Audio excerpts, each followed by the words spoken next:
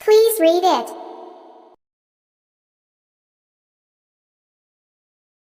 एक प्राचीन गांव था जहां एक पुराना और वीरान घर स्थित था।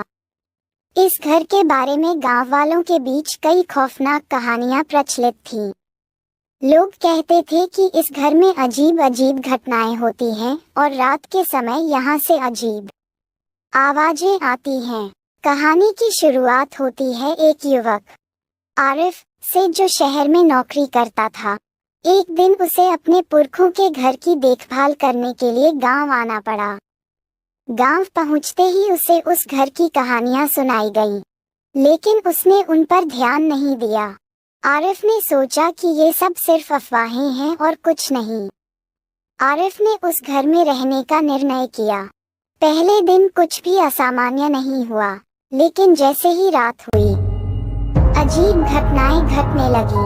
दरवाजे खुद ब खुद खुलने लगे, खिड़कियों से ठंडी हवा अंदर आने लगी और घर में एक अजीब सी गंध फैल गई। अगले दिन आरिफ गांव के बुजुर्गों से मिला और उनसे इस घर के बारे में पूछा।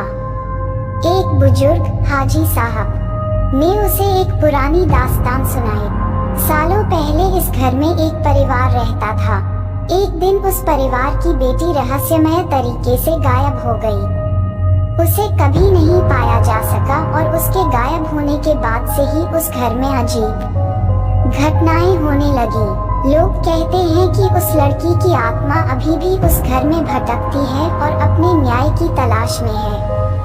आरिफ ने इस कहानी को सुनकर थोड़ा डर महसूस किया, लेकिन उसने फैसला किया कि वह इस रहस्य का पर्दाफाश करेगा। उसने रात को जागकर घर की निगरानी करने का निश्चय किया। उस रात आरिफ ने घर के हर कोने की जांच की। अचानक उसे एक कमरे में हल्की सी रोशनी दिखाई दी। वह धीरे धीरे उस कमरे की ओर बढ़ा। जब उसने दरवाजा खोला तो उसने देखा कि कमरे के बीचों बीच एक लड़की खड़ी थी। उसकी आंखें लाल थीं और चेहरा बेजान। आरिफ ने हिम्मत जुटाकर उससे पूछा, तुम कौन हो? लड़की ने कहा, मैं वही बेटी हूँ जिसे न्याय चाहिए। मुझे मेरे परिवार ने ही मार डाला था और मेरी आत्मा यहाँ फंसी हुई है।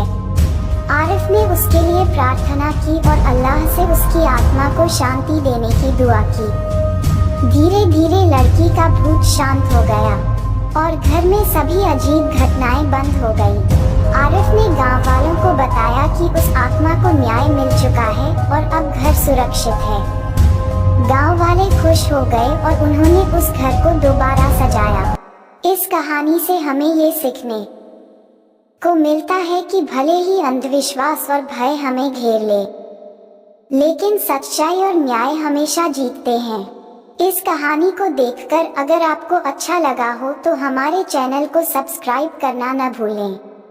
हमें आपके विचारों और प्रतिक्रियाओं का इंतजार रहेगा। कमेंट करें और बताएं कि आपको ये कहानी कैसी लगी। वीडियो को लाइक और शेयर करें ताकि और भी लोग इस कहानी का आनंद ले सकें। धन्यवाद।